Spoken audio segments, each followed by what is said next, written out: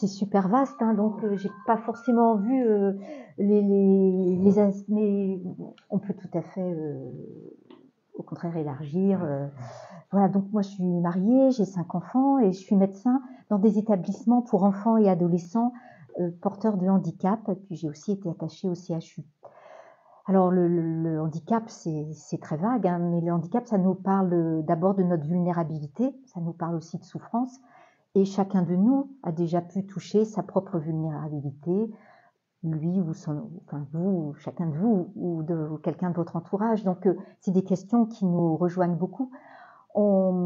J'ai essayé de regarder les enquêtes de chiffres du handicap, et alors on a des choses extrêmement variées, on a du mal à bien... Mais en gros, on dit que dans une tranche entre 15 ans et 64 ans, donc ce qui nous concerne tous, si on fait une moyenne entre les différentes études, on est à 20% de personnes porteuses d'un handicap.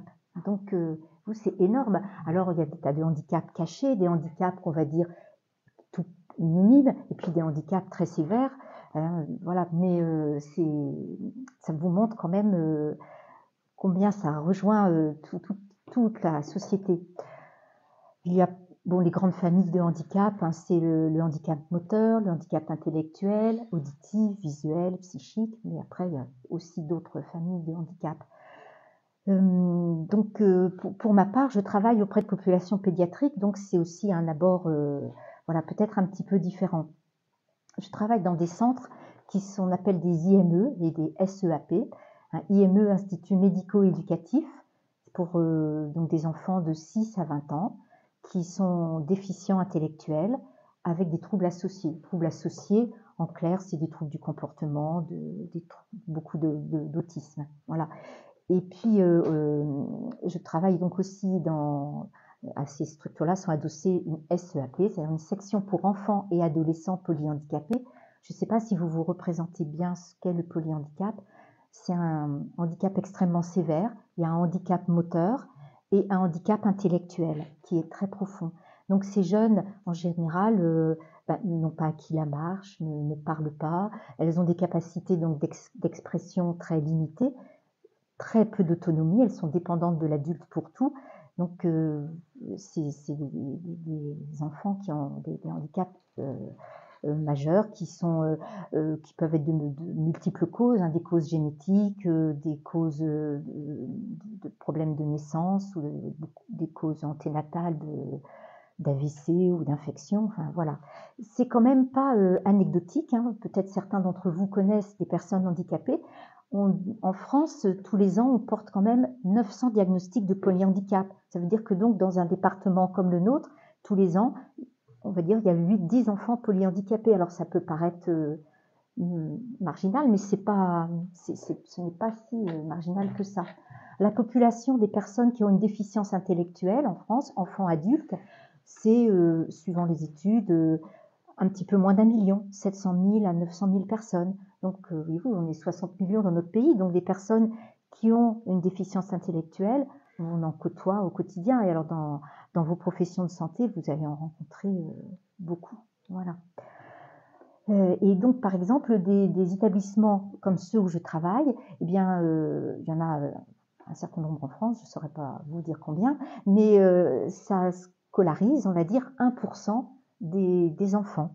Donc, ça vous donne un petit peu des fourchettes. Voilà. Donc, mon rôle dans ces établissements, qui sont des externats, c'est-à-dire que les enfants arrivent pour 9 h, repas vers 16 h 30, c'est d'abord un suivi pédiatrique, j'allais dire, habituel, comme pour tout enfant, mais aussi, bien sûr, le suivi de leur pathologie, prévenir les complications, traiter les complications, et tout cela en lien avec les spécialistes du CHU, parce que beaucoup aussi ont des maladies rares et des maladies très complexes.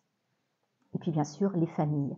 Voilà, le travail auprès des familles, c'est hyper important, comme toujours en pédiatrie, mais là, avec le handicap, c'est quelque chose qui peut être très violent pour les familles, très difficile à accepter, entre rejet, surprotection, recherche de réparation par eux-mêmes ou de réparation par la société, la culpabilité très, très présente, l'ambivalence. C'est-à-dire, par exemple, dans une consultation, je me souviens d'une maman qui me dit « Oh, mon fils, un enfant polyhandicapé », elle me dit « Mon fils, je l'adore, c'est mon rayon de soleil et je ne concevrais pas la vie sans lui. Et puis, 3 minutes après, elle me dit, mais vous vous rendez compte, pendant ma grossesse, ils n'ont rien vu. Moi, s'ils avaient vu, j'aurais avorté.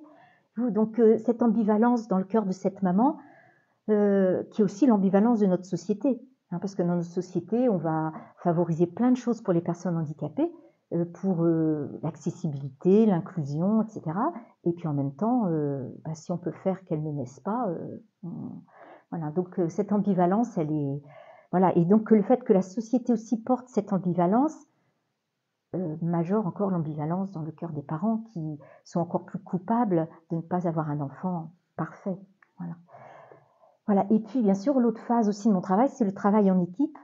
Dans ces établissements, on va dire qu'il y a 3 pôles. Un pôle éducatif, parce qu'en effet, apporter une éducation à ces enfants, c'est très important. Une éducation qui va viser justement le développement de leurs capacités et de leur autonomie. Ce qui n'est pas la même chose que le travail pédagogique. En pédagogie, c'est des savoirs. Donc, on a les éducateurs, mais on a aussi des enseignants spécialisés, et puis un pôle de soins avec médecins, psychologues, et puis les paramédicaux, kinés, infirmières, psychomotes, ortho, ergo, et puis assistante sociale aussi, bien sûr. Et tout ça, ces établissements marchent aussi, c'est important quand même de dire, même si c'est des associations de droit privé qui les gèrent, c'est des financements publics. Comme c'est des financements publics, on a un cadre légal bien défini, des recommandations de bonnes pratiques, des évaluations qui sont exactement l'équivalent des accréditations des hôpitaux. Donc, voilà, on en sort là. Voilà. Donc, quand on s'adresse à des enfants qui ont des troubles si importants, et donc un cerveau qui n'a pas pu se développer normalement, ben voilà, tout de suite on comprend bien qu'on n'est pas un médecin de l'efficacité, on va pas les guérir, on n'est pas leur sauveur. Voilà, on s'adresse à des enfants vulnérables qui ont des besoins importants de soins, qui coûtent cher à la société, qui compliquent entre guillemets la vie de leur famille et donc qui génèrent beaucoup d'ambivalence. Les enfants polyhandicapés dont je vous parlais tout à l'heure, il y a 50 ans, 60 ans, il n'y avait aucun établissement pour eux, c'est-à-dire qu'ils étaient essentiellement en hôpitaux psychiatriques. Donc ils avaient une espérance de vie extrêmement réduite. Maintenant, ils ont des espérances de vie qui s'allongent énormément. Voilà, donc en tant que chrétien, voilà, pour moi, je ne pense pas que je pourrais faire ce métier, en tout cas sûrement pas de la même façon si je ne pouvais pas m'appuyer sur la foi, parce qu'on côtoie beaucoup de souffrances et donc on a besoin de puiser beaucoup de réserves. On a de la chance d'avoir l'évangile avec les paroles et les actes du Christ qui prend soin tout au long de sa vie des personnes qui souffrent. Cette parole forte, bien sûr, par exemple comme ce que vous faites à l'un de ces petits, c'est à moi que vous le faites. Et puis, tous les textes de l'Église, là, la splendeur de la vérité, finalement, qui rejoint la Genèse en disant que toutes les œuvres du Créateur sont faites à son image et à sa ressemblance.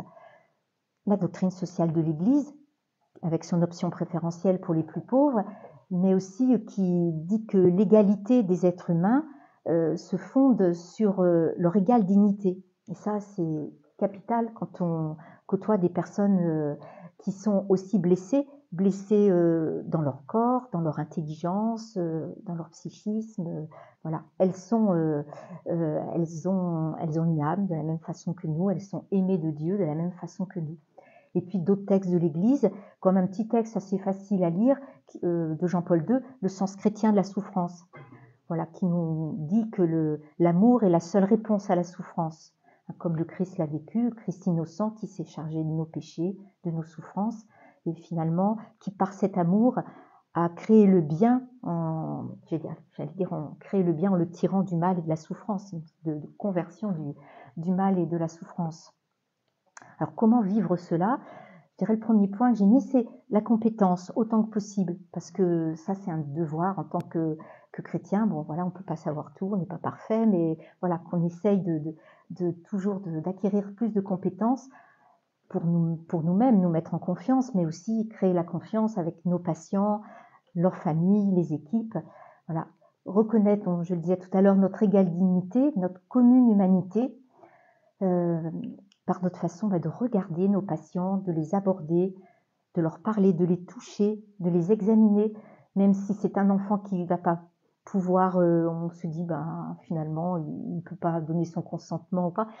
Voilà, la façon de nous y prendre avec lui, on va obtenir son adhésion, voilà, et pour que l'examen se passe bien. Voilà, la compassion, en bannissant le jugement, c'est important pour soulager la souffrance et redonner courage, que les parents, surtout les patients, les jeunes patients, mais aussi leurs parents, ne se sentent jamais jugés et donc indignes, coupables. Et puis donc contempler cet enfant qui malgré tout a une beauté, une richesse, un élan vital incroyable, malgré son handicap. Et puis ça donc du coup de le faire partager avec les personnes qui s'occupent de ces enfants. Moi, souvent, j'essaye de me dire, il ne faut pas qu'un parent ressorte de la consultation sans avoir qu'on ait partagé quelque chose de beau de son enfant. Pareil avec les équipes. Je pense souvent aux jeunes stagiaires, quand elles arrivent dans une section d'enfants polyhandicapés, elles ont une émotion. Hein. C'est vrai que certains enfants, c'est quand même touchant et pas toujours facile. Et au bout de quelques jours, eh bien, j'aime bien aller les voir et puis voir comment ça se passe et échanger.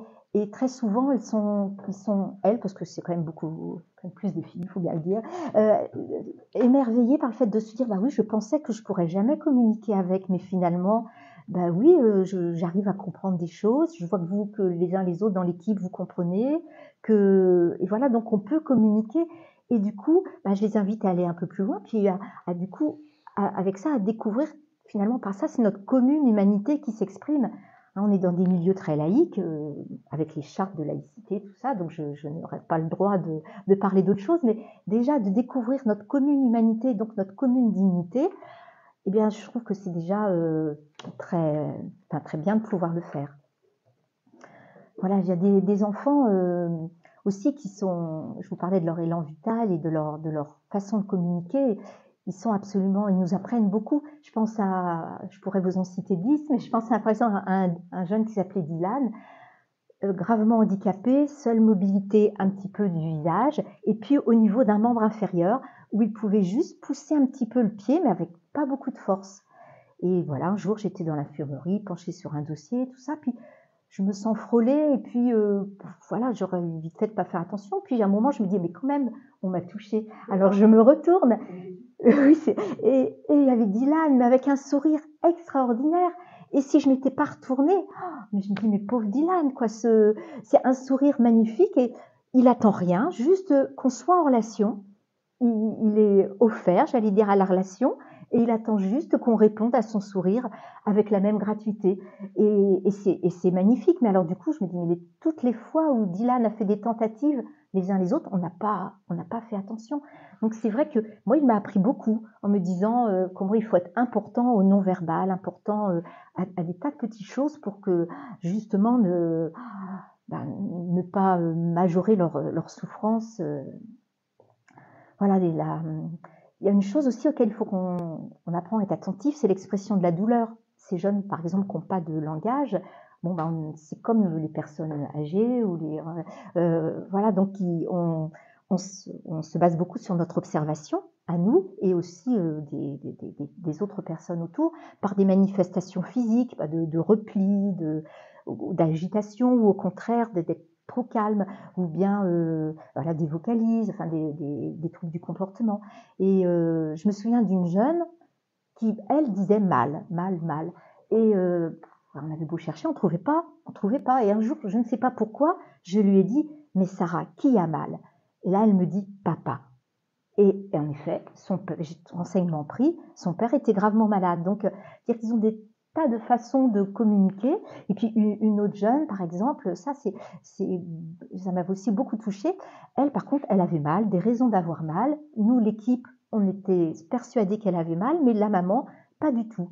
Et donc, on l'a conviée, on a rempli avec elle une échelle d'évaluation non-verbale de la douleur. Et elle a été aussi convaincue. Et c'est extraordinaire parce que cette maman qui voyait sa fille polyhandicapée un peu comme peu un paquet, entre guillemets. Elle rentre de l'IME, je lui donne à manger, je lui donne son bain, je la couche. Elle s'est mise à réaliser que si sa fille pouvait ressentir la douleur, là aussi, c'était un signe de commune humanité, comme elle. Et elle s'est mise, elle nous l'a dit après, finalement, quand elle rentrait de l'IME, cette maman, elle prenait un petit thé, elle en offrait un à sa fille, elle partageait un moment. Et donc, c'est toujours très touchant voilà, donc il faut toujours créer du dialogue auprès de ces enfants qui manquent qui ne peuvent pas dialoguer, donc parler de la douleur qui est quand même très présente dans le handicap. Voilà, enfin je pourrais vous dire 1000, je ne vais pas tous là. Voilà, en tout cas, du coup, vous voyez comment c'est un exercice médical qui est riche sur le plan médical, mais aussi sur le plan humain, sur le plan spirituel, parce qu'on a la chance de prendre la personne dans sa globalité, corps, âme et esprit. Voilà, ça nous met en relation avec les jeunes, avec leurs parents, avec d'autres professionnels, pour essayer de faire grandir chaque jeune au mieux. Je m'émerveille souvent des parents, de l'amour qu'ils peuvent manifester, de leur patience, malgré leurs grandes blessures, mais aussi souvent de professionnels qui sont non-croyants, qui n'ont a priori pas de référence chrétienne et qui parfois nous en remontrent dans leur bienveillance, dans leur empathie, dans leur engagement. Donc ça, c'est une belle source d'émerveillement pour moi. Alors tout n'est pas facile, bien sûr. Côtoyer la souffrance des jeunes, les jeunes moins déficients, qui sont déficients intellectuels, par exemple, comme vous voyez un jeune trisomique, ou quand ils prennent conscience de leurs différences, c'est très difficile pour eux. Et ça, c'est vrai que c'est pas facile de les accompagner. Voilà, la souffrance des parents, de leurs difficultés à accepter leur enfant, à se rendre compte aussi d'un certain nombre de parents qui n'arrivent pas à prendre en compte les besoins de leur enfant parce qu'eux-mêmes sont démunis. Ils ont beaucoup de parents d'enfants déficients, sont eux-mêmes des parents qui ont été carencés eux-mêmes sur le plan socio-éducatif et donc qui ont du mal aussi à s'occuper de leurs enfants. Et donc ça, on se heurte à la difficulté du travail social, à avoir parfois l'impression qu'on a devant nous un océan et qu'on est équipé d'une petite cuillère, quoi. Voilà, mais bon, voilà, ça c'est la force d'être une équipe justement et de se dire que, voilà, à tous ensemble, on arrive à faire avancer un petit peu les situations. En tant que chrétienne, ce qui est difficile aussi, justement, c'est cette fichue laïcité qui fait qu'on ne peut pas annoncer la foi, et cette foi qu'on pourrait partager, elle aiderait, elle soutiendrait, elle donnerait parfois tellement de sens à ce qui est vécu. Voilà, donc ça, c'est pas très facile. Mais bon, voilà, donc il faut essayer de faire avancer les collègues aussi dans les échanges. Il y a des lois comme la loi sur l'euthanasie qui se profilent. Autour d'un café, c'est quand même aussi des sujets qu'on peut aborder et qui viennent heurter notre travail quotidien auprès d'enfants aussi fragiles et aussi démunis. Donc voilà, c'est l'occasion d'essayer de faire réfléchir. Il y a parfois quand même des parents, c'est vrai que le fait que j'ai ma médaille qui est le plus souvent bien apparente, quand même j'ai une fois une maman qui m'a dit ah mais je pense que vous devez être chrétienne parce que sinon vous feriez pas tout ça pour nos enfants. Mais elle m'a dit ça comme ça entre deux. Normalement j'ai souvent une infirmière ou une autre profession quand l'infirmière était pas là et puis on n'a pas pu. Elle me dit vous avez de la chance parce que moi j'ai pas ça. Voilà. Voilà, les mamans musulmanes, alors là, c'est vrai que là aussi, peut-être que la médaille, pour elles, ça les ferait. Je suis bénie par Allah, largement par le Christ. Voilà, donc ça c'est... Voilà, donc on a le soutien aussi de notre prière personnelle, de l'offrande, de ce qu'on vit, de ce qu'on voit, de l'Eucharistie, bien sûr. Et puis, pour moi, ce qui me semble important, c'est d'être un canal. En fait, tout ce que nous voyons, tout ce que nous observons, tout ce qui nous touche, qui nous ébranle parfois, bien le déposer. C'est tout ce qui nous a émerveillés aussi, bien sûr, mais le Christ a tout porté. Donc, savoir le lui déposer, et puis par ce même canal, en retour, recevoir sa force, la joie, l'espérance, pour être renouvelé et pouvoir le repartager autour de nous. Et puis alors souvent aussi, je demande l'aide de la Sainte Vierge, parce que parfois on sait qu'il y a des consultations, elles vont être difficiles. Et avant d'ouvrir la porte, la main sur la poignée, je dis oh, Marie passe devant. Et en fait, ça marche vraiment très très bien. Donc voilà. Et puis, alors oui, ça me fait, c'est pas facile de pas pouvoir annoncer cette fois, mais voilà, donc je vis aussi de l'espérance que justement ce regard, cette attention, cette compassion que l'on porte finalement au nom de l'amour du Christ, j'espère que ça laisse une empreinte en chacun, une recherche, une ouverture de leur cœur qui un jour laissera voilà, un petit peu place à une annonce plus explicite, à une reconnaissance du Christ. Notre cœur est sans repos tant qu'il ne demeure en toi, Seigneur. Et voilà, j'espère participer à creuser un petit peu ce désir-là pour que, voilà, un jour, les circonstances de vie, les rencontres, ou bien la dernière rencontre après la mort auprès du Christ, fasse que, oui, cet amour, on le reconnaît et on n'a qu'une envie, c'est de s'y plonger. Je pense que, bon, ça, chacun aussi peut le vivre dans sa vie. Mais voilà, je trouve que dans une profession de santé, on a une chance quand même extraordinaire de pouvoir faire un lien entre notre foi, la pratique de notre foi. Ça, c'est pas donné. Et beaucoup de gens dans leur métier cherchent du sens. Et nous, ça nous est complètement donné. Et ça, voilà, c'est voilà, vraiment. Moi, j'en rends grâce.